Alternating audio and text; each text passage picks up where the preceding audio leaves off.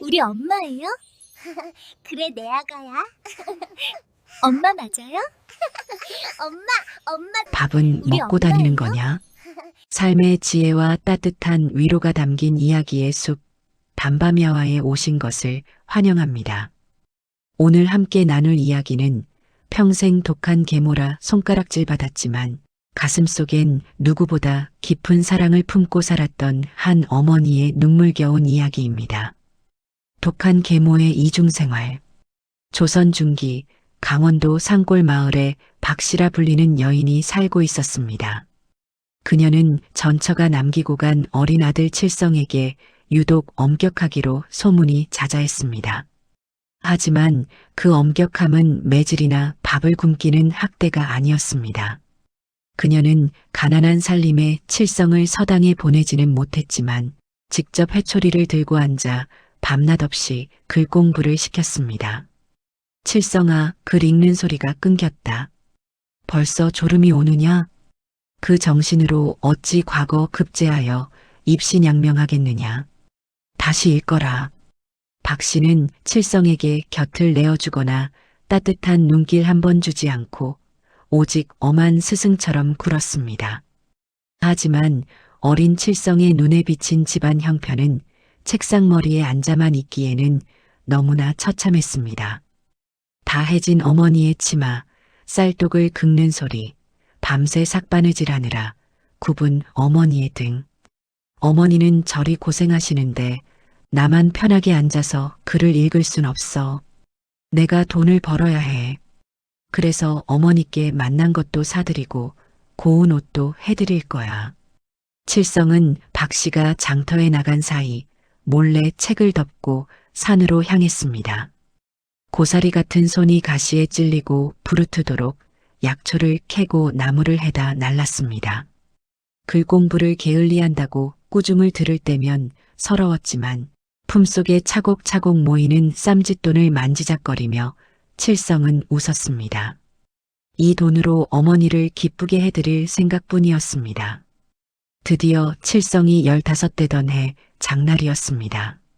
칠성은 그동안 몰래 모은 돈을 털어 신발가게 앞에 섰습니다. 그의 눈에 들어온 것은 붉은 꽃이 수놓아진 고운 비단 꽃신이었습니다. 늘 반일과 바느질로 퉁퉁 붓고 갈라진 어머니의 발을 호강시켜드리고 싶었습니다. 이거면 늘 무섭기만 하던 어머니도 한 번쯤은 환하게 웃어주시겠지? 칠성은 품속에 꽃신을 소중히 안고 단숨에 집으로 달려왔습니다. 마당에 들어서자 마침 마루에 앉아 바느질하던 박씨와 눈이 마주쳤습니다. 어머니, 다녀왔습니다. 이것 좀 보십시오. 글 읽을 시간에 어딜 쏘다니다 이제 오는 게냐? 어머니, 화내지 마시고 이것 좀 보십시오. 제가 산에서 나무에다 판 돈으로 샀습니다. 어머니 드리려고. 칠성이 내민 붉은 꽃신이 툇마루 위에 놓였습니다. 순간 박씨의 눈이 커지더니 이내 손끝이 파르르 떨렸습니다. 아들의 부르튼 손과 고운 꽃신을 번갈아 보던 박씨의 얼굴이 무섭게 일그러졌습니다. 이런 천하의 쓸데없는 짓을 내가 너더러 돈 벌어오라 시키더냐. 내깟 놈 나무짐지게 하려고 내가 밤새 눈 빠지게 바느질하는 줄 아느냐. 어머니, 저는 그저 어머니 기쁘게 해드리려고. 기쁘게? 내 놈이 글 공부는 뒷전이고 장사치 흉내나 내고 다니는 게 나를 기쁘게 하는 거냐? 내가 붓을 놓는 순간 평생 이 지긋지긋한 가난 구덩이에서 못 벗어난다는 걸 왜 모르느냐? 그것은 단순한 분노가 아니었습니다. 자신처럼 천대받고 가난하게 살지 않기를 바라는 뼈에 사무친 어미의 절규였습니다. 하지만 그 깊은 속뜻을 알리 없는 어린 칠성에게는 그저 자신의 진심이 짓밟힌 충격뿐이었습니다. 어머니는 제가 무슨 짓을 해도 싫으신 겁니까? 제 마음 따위는 필요 없으신 겁니까? 그래, 필요 없다. 글 공부에서 과거 급제할 생각 아니면 당장 이 집에서 나가라. 그깟 꽃신 쪼가리랑 함께 내 눈앞에서 사라지란 말이다. 박 씨는 방문을 쾅 닫고 들어가 버렸습니다. 마당 흙바닥에 나뒹구는 붉은 꽃신, 그리고 그 옆에 주저앉은 어린 칠성. 칠성은 터져나오는 오열을 주먹으로 틀어막고 바닥에 떨어진 꽃신은 거들떠보지도 않은 채 살인문을 박차고 뛰쳐나갔습니다. 그것이 어머니와의 마지막이었습니다. 텅 빈 마당. 방문 너머로 칠성의 발소리가 완전히 사라진 것을 확인한 박 씨가 비틀거리며 툇마루로 나왔습니다. 그녀는 흙먼지를 뒤집어 쓴 꽃신을 떨리는 손으로 주워들었습니다. 그리고는 자신의 가슴팍에 꽃신을 묶고 짐승처럼 쉰 목소리로 통곡했습니다. 아이고, 이 미련한 놈아. 피 한 방울 안 섞였어도 너는 내 목숨이고 내 하늘이거늘. 남들이 독한 계모라 욕해도 나는 상관없다. 내 배 아파나치는 못했어도 내 새끼 손에 흙 묻히고 사는 꼴은 죽어도 못 본다. 제발, 제발 이 어미는 잊고 보란 듯이 성공만 해다오. 그로부터 10년이라는 세월이 흘렀습니다. 어머니에게 쫓겨나듯 집을 떠난 칠성은 한양으로 올라가 죽기 살기로 일했습니다. 어머니가 그토록 강요했던 글공부 덕분에 그는 까막눈인 다른 일꾼들과 달리 장부를 척척 읽고 쓸 줄 알았습니다. 그 덕에 칠성은 상단 주인의 눈에 띄어 10년 만에 한양에서 제일 가는 상단의 대행수 자리에까지 올랐습니다. 자네 덕분에 이번 비단 장사도 대박이 났네. 칠성 행수, 자네는 정말 복덩어리야. 내 딸과 혼인하여 이 상단을 물려받을 생각 없는가? 과분한 말씀입니다. 저는 아직 해야 할 일이 남았습니다. 칠성은 비단옷에 갓을 쓰고 남부럽지 않은 부자가 되었지만 가슴 한구석엔 늘 찬바람이 불었습니다. 그의 성공은 야망이 아니라 자신을 내친 어머니에 대한 오기였기 때문입니다. 보란듯이 성공해서 내가 없어서 후회하게 만들어주겠다. 그것이 칠성을 버티게 한 힘이었습니다. 아니, 이게 누구야?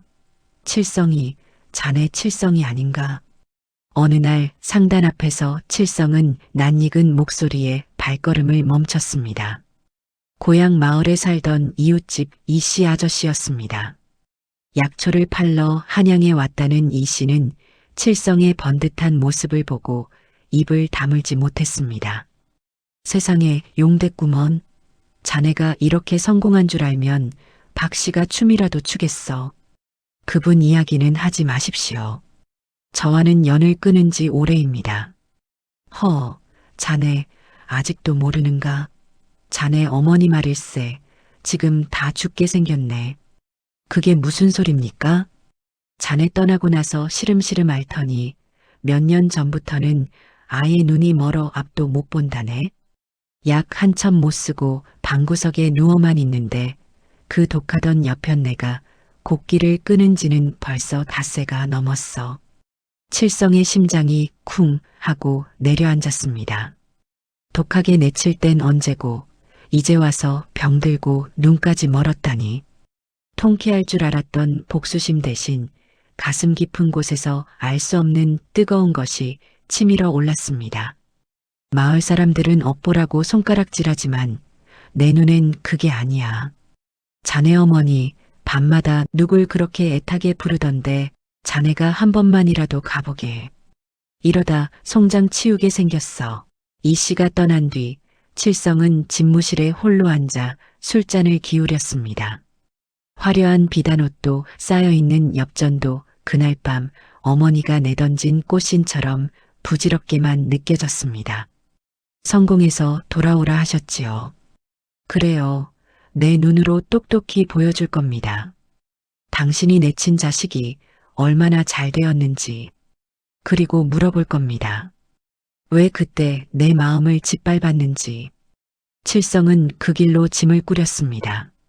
그것은 금이환양이라기보다는 10년 묵은 애증의 매듭을 풀러가는 길이자 어머니와의 마지막 이별을 예감하는 슬픈 귀향길이었습니다.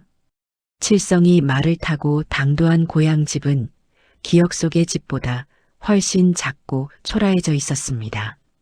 울타리는 무너져 자풀이 무성하고 방문 창호지는 뜯겨나가 찬바람이 드나들었습니다. 사람이 산다기보다는 짐승의 굴에 가까운 처참한 몰골이었습니다. 이게 그 독하던 양반이 살던 집이란 말입니까? 대체 어떻게 사셨길래? 칠성은 화려한 비단 옷자락에 흙먼지가 묻는 것도 잊은 채 다 쓰러져가는 방문을 열어젖혔습니다. 방 안에서는 퀴퀴한 곰팡이 냄새와 함께 삭은 약초 냄새가 훅 끼쳐왔습니다. 그리고 그 어둠 속 윗목에 낡은 이불 하나를 뒤집어 쓰고 누워있는 노파가 보였습니다. 10년 전 설이 빨갛던 기세는 온데간데였고 앙상한 뼈만 남은 박씨였습니다. 누구시오? 이서방이요? 물 좀 주시오. 칠성은 숨을 멈췄습니다. 박씨의 두 눈은 하얗게 탁해져 초점을 잃고 있었습니다. 정말로 눈이 먼 것입니다. 칠성은 떨리는 손으로 물사발을 떠서 박씨의 입가에 가져다 대었습니다. 박씨는 허겁지겁 물을 마시더니 칠성의 비단 소매를 꽉 움켜쥐었습니다. 이 매끄러운 옷감은 귀한 분이 오셨구려. 누추한 곳이라 대접할 게 없는데. 칠성은 아무 말도 할 수 없었습니다. 어머니라고 부르기엔 원망이 남았고 남이라 부르기엔 가슴이 너무 아팠습니다. 그때였습니다. 박씨가 갑자기 정신이 나간 사람처럼 몸을 일으키더니 보이지 않는 눈으로 부엌 쪽을 향해 기어가기 시작했습니다. 아이고, 해가 졌는데 밥을 해야지. 우리 칠성이 올 때가 됐는데. 예. 산에서 나무 해오면 배가 고플 텐데 찬밥이라도 데워놔야지. 내가 이럴 때가 아닌데. 우리 칠성이 밥 먹여야 하는데. 칠성의 심장이 쿵 하고 내려앉았습니다. 눈이 멀고 정신이 혼미한 와중에도 그녀의 기억은 10년 전 그날에 멈춰 있었습니다. 자신을 내쫓던 그 독한 계모가 사실은 매일 밤 아들의 끼니를 걱정하고 있었던 것입니다. 이게 대체 무슨 일입니까? 저를 쫓아내고 잘 먹고 잘 사실 줄 알았는데 왜 이러고 계십니까? 왜? 칠성은 혼란스러웠습니다. 자신을 매몰차게 내쳤던 그날의 기억과 눈앞에서 아들 밥을 챙기겠다며 허공을 더듬는 노파의 모습이 뒤엉켜 머릿속을 어지럽혔습니다. 도대체 10년 전 그날 무슨 일이 있었던 것일까? 그리고 그때 칠성의 눈에 장롱 밑 구석에 삐져나온 낡은 보자기 하나가 들어왔습니다. 칠성은 홀린 듯 장롱 밑으로 다가가 먼지 쌓인 보자기를 꺼냈습니다. 떨리는 손으로 매듭을 풀자 그 안에서 낡은 물건 하나가 나왔습니다. 그것은 10년 전 어머니가 마당에 내동댕이 쳤던 바로 그 붉은 비단 꽃신이었습니다. 그런데 꽃신의 모양새가 어딘가 기이했습니다. 이게 대체 어찌된 일인가? 신발의 바닥창은 흙 한 번 밟지 않은 듯 깨끗한 새것 그대로였습니다. 하지만 고운 자수가 놓여있던 신발의 발등 부분은 올이 다 풀리고 하얗게 닳아 구멍이 날 지경이었습니다. 신고 다니며 다른 것이 아니라 누군가 매일 밤 손으로 쓰다듬고 또 쓰다듬어 닳아버린 흔적이었습니다. 칠성이, 자네 여기 있었구먼. 뒤늦게 소식을 듣고 달려온 이웃집 이씨가 방 안으로 들어섰습니다. 그는 칠성이 들고 있는 낡은 꽃신을 보더니 긴 한숨을 내쉬었습니다. 결국 그걸 보았구먼. 아저씨, 이게 다 뭡니까? 어머니는 이 신발을 버리셨습니다. 헌데 왜 이것이 여기 있습니까? 왜 발등만 이리 달았습니까? 버리다니. 그날 자네가 떠나고 박씨가 그 신발을 주워 품에 안고 얼마나 울었는지 아나. 그 사람은 자네가 떠난 10년 동안 단 하루도 그 신발을 손에서 놓은 적이 없네. 그럴 리가 없습니다. 저를 꼴도 보기 싫다며 내쫓은 분입니다. 이런 미련한 놈, 아직도 모르겠나? 박 씨가 왜 그리 독하게 굴었는지.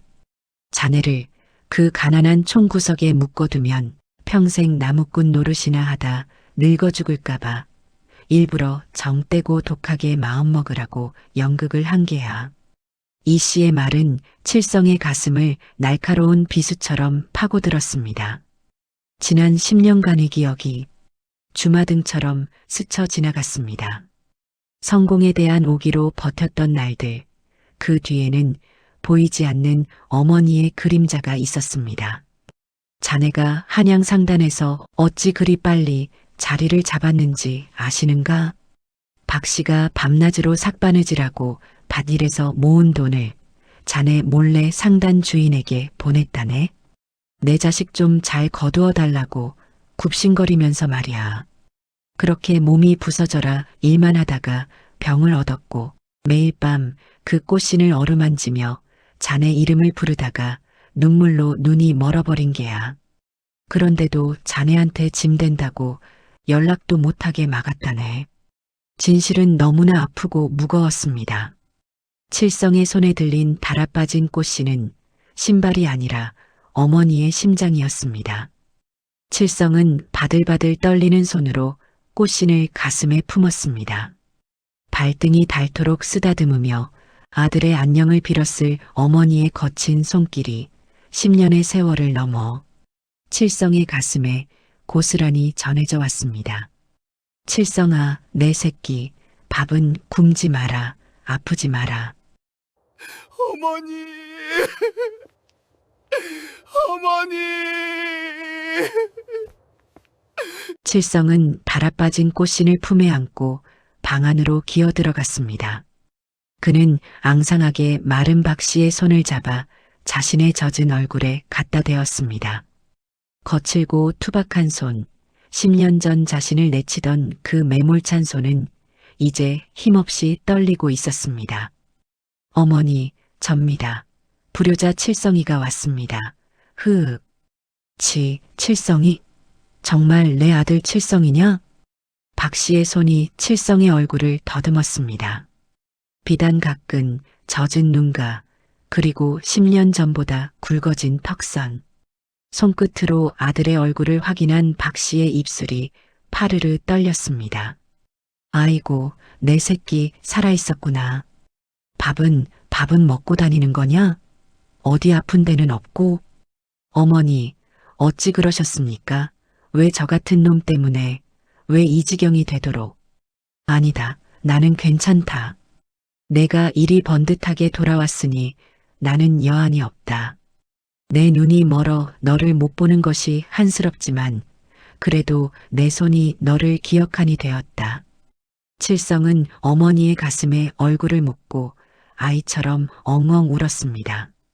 박 씨는 그런 아들의 등을 10년 전에는 차마 해주지 못했던 그 따뜻한 손길로 하염없이 쓰다듬었습니다. 피 한 방울 섞이지 않았지만 두 사람은 세상 그 누구보다 끈끈한 모자였습니다. 박 씨의 흐릿한 눈동자가 허공을 응시하더니 마치 꿈을 꾸듯 20년 전 그날을 이야기하기 시작했습니다. 칠성아, 너는 기억하느냐? 내가 이 집에 처음 시집 오던 날을. 전처 자식이 있는 집에 들어온 죄인이라 나는 내가 무서워 눈도 못 마주치고 부엌 구석에 쭈그리고 앉아 있었지. 헌데 내 살배기 핏덩이였던 내가 쪼르르 달려와 내 치맛자락을 잡더구나. 어머니? 내 어머니세요? 그러더니 내 품을 파고들며 어머니 냄새가 난다고 방긋 웃었어. 그 순간 내 심장이 쿵 하고 내려앉더구나. 내 배 아파 낳은 자식도 나를 그리 살갑게 반겨주진 않았을 게다. 박 씨의 눈에서 굵은 눈물방울이 주르륵 흘러내렸습니다. 그녀는 칠성의 머리카락을 쓰다듬으며 말을 이었습니다.